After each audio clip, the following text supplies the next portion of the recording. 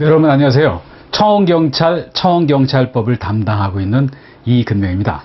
여러분이 청원경찰 임용시험을 준비하시면서요. 아무래도 그 어떤 청원경찰법은 시험에서도 중요한 비중을 차지하고 있을 뿐만 아니라 나중에 임용된 다음에도 이 법령에 여러분들이 규율을 받게 돼 있어요. 그래서 굉장히 중요한 내용이다 이렇게 얘기를 드려봅니다. 이제 그러면서 먼저 이론 부분 들어가면서요. 이번 시간은요. 청원경찰법의 어떤 개요, 개관 이런 내용들을 한번 보고요. 또 청원경찰이 어떤 것인가 정확하게 한번 정의를 한번 찝어보고요. 그리고 청원경찰의 신분이 어떤 상태에 와 있다. 또 그리고 청원경찰이 하는 업무가 어디다 하는 거 이번 시간에 들어가면서 보도록 합니다. 먼저 청원경찰법의 목적하고 나왔죠. 그래서 그 청원경찰법의 목적을 한번 키워드를 한번 정리를 한번 해보고 들어봅니다. 그래서 첫 번째 보시면요. 청원경찰법의 목적이 나왔는데요. 각종의 법령을 보면 어떤 게 있냐면요. 그 법 1조에 그 법을 왜 제정했는지 그런 목적이 나와 있어요. 그래서 여기도 그런 내용이 나왔다는 거 아닙니까? 그래서 여기 뭐라고 했냐면요. 이렇게 얘기를 했잖아요. 키워드만 봅니다. 청원경찰에 대해서 어떤 거를 규정을 해놨냐면요. 이렇게 했거든요. 직무에 대해서, 직무는 하는 업무를 얘기한다는 거 아닙니까? 이 법에서 규정을 해놨고요. 또 어떠냐면요. 임용에 대해서도 규정을 해놨어요. 임용에 대해서도 규정을 했거든요. 물론 임용은 쉽게 얘기하면요. 좁은 의미로 얘기하면은 신규 채용되는 게 임용이고, 그거 말고도 승진하는 것도 임용이고, 또 전보, 파견 이런 게 다 임용인데 이 법에서는 주로 어떤 채용과 관련되는 그런 얘기 위주로 나왔다 이렇게 얘기를 드립니다. 그리고 임용, 신규 채용된 다음에 현장에 배치가 돼야 되겠죠? 일정한 절차에 따라서 배치하는 내용이 나와 있어요. 그리고 그 다음에 청원경찰의 보수에 대해서도 언급이 있었어요. 여러분 이거 봅니다. 왜 청원경찰법에서 왜 청원경찰의 보수에 대해서 언급을 해놨겠습니까? 물론 청원경찰은 엄밀하게 얘기하면 공무원은 아니에요. 민간인이거든요. 그렇지만 그 하는 업무가 중대하다가 보니까 신분 보장도 일정 부분 해줘야 되고 또 일정한 급여 수준을 맞춰줘야 된다는 거 아닙니까? 그래서 이런 보수 얘기가 나온 거거든요. 그리고 이것뿐만 아니라 더 중요한 건 뭐냐면요. 사회보장이라는 얘기가 나왔잖아요. 사회보장인데 이거는 여러분 이렇게 봅니다. 여기서 말하는 사회보장은요. 어떤 안정적인 삶을 보장해 주는 거다. 이렇게 한번 얘기를 드려볼게요. 안정적 삶을 보장해 주는 거다. 그래서 여러분 이렇게 봅니다. 제가 앞에서 잠깐 얘기 드렸지만요. 청원경찰이 하는 업무가 굉장히 중요하잖아요. 그런데 공무원은 아니라 민간인이다. 그런데 뭔가 뜻을 갖고 뭔가 안정적으로 근무하려 그러면은 그 사람에 대해서 보수도 어느 정도 맞춰줘야 되죠. 그리고 어떤 일정한 신규 채용과 관련되는 그런 규정도 적용해 놔야 되죠. 또 뭔가 일정한 사회 보장을 해가지고 안정적 삶을 보장을 해줘야 돼요. 이런 바탕하에서 열심히 근무할 수 있는 터전이 되는 거 아닙니까? 그리고 이런 사안들을 규정을 해놨다. 규정해서 그런 다음에 어떤 효과가 오겠습니까? 이러면 있잖아요. 청원경찰의 원활한 운영을 기한 목적으로 한다라고 했잖아요.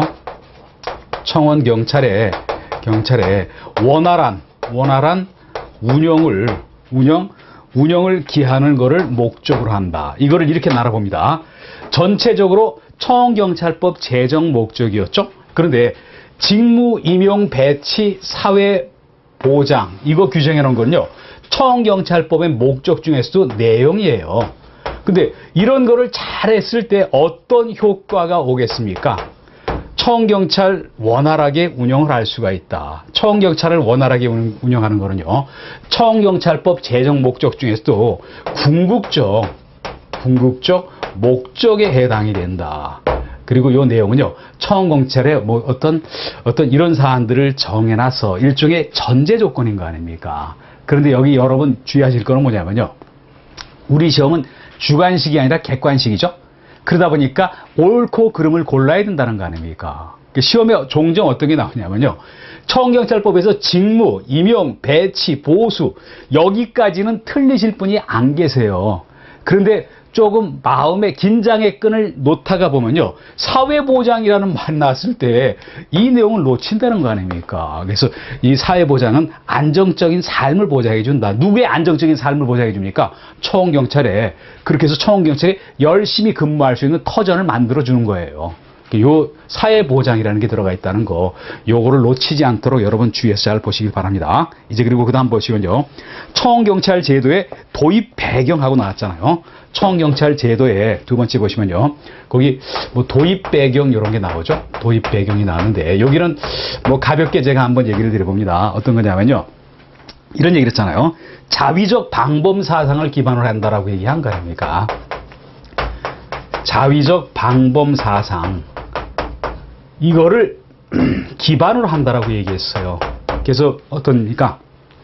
청원경찰은 국가 중요 시설에서 근무를 하거든요. 그런데 어떤 그 직장은 그 직장 자체에서 지킨다. 그걸 자위적 방범이라고 얘기한다는 거 아닙니까? 그런 의미에서 청원경찰 제도가 도입이 됐다. 더 나아가서 얘기 드리면요, 뭐 우리나라는 항상 북한의 어떤 위협 속에서 그동안 지내온 거 아닙니까? 그러다 보니까 어떡하죠?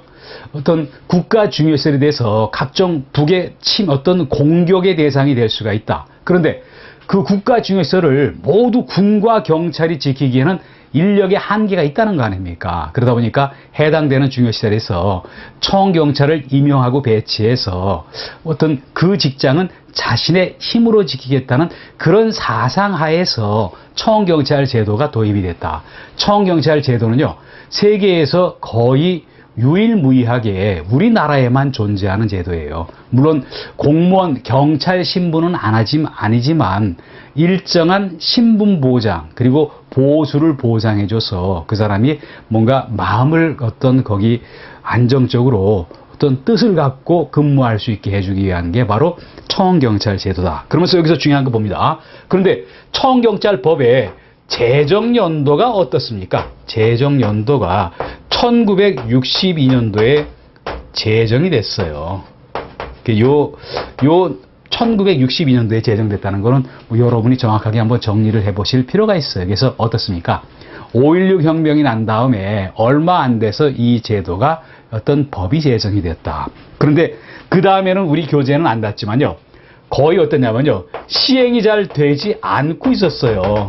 시간을 끌다가 1973년도에 어떤 크게 개정이 되면서 본격적으로 시행이 되겠다, 이렇게 한번 정리해 봅니다. 물론 우리 교재에는 여기까지만 나왔잖아요. 그래서 다시 한번 얘기 드리면요, 청원경찰법 언제 제정됐어? 그러면 1962년도 이거 정확하게 얘기하시고, 그런데 시행에 뭔가 이 법 가지고 조금 문제가 있어 가지고 잘 시행이 안 되고 있다가 1973년도에 어떤 전면 개정이 되면서 그때부터 본격적으로 시행된다. 다시 한번 얘기를 합니다.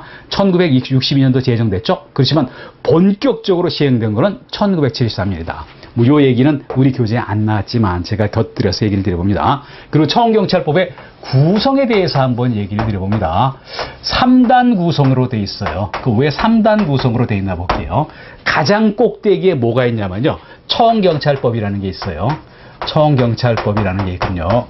법이 있는데, 이 청원경찰법은 이거를 우리가 법률이라고 얘기를 한다는 거 아닙니까? 그런데 법률은 특징이 어떻죠?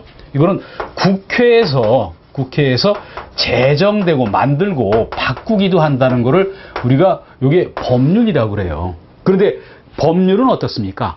큰 왁구, 틀만 잡아주는 거지 집행과 관련되는 세세한 내용들은 법률에서 정해놓고 있지 않다는 거 아닙니까? 그러다 보니까 여기 하위에 어떤 게 있죠? 밑으로 내려가면요, 청원경찰법 이렇게 있군요.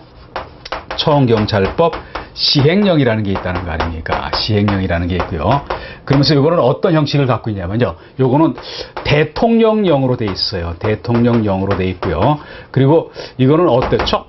국무회의에서요, 회의에서 여기서 제정도 하고 개정도 하게 돼 있어요. 제정도 하고 개정도 하게 돼 있군요. 여기서 이 의미를 얘기 드립니다.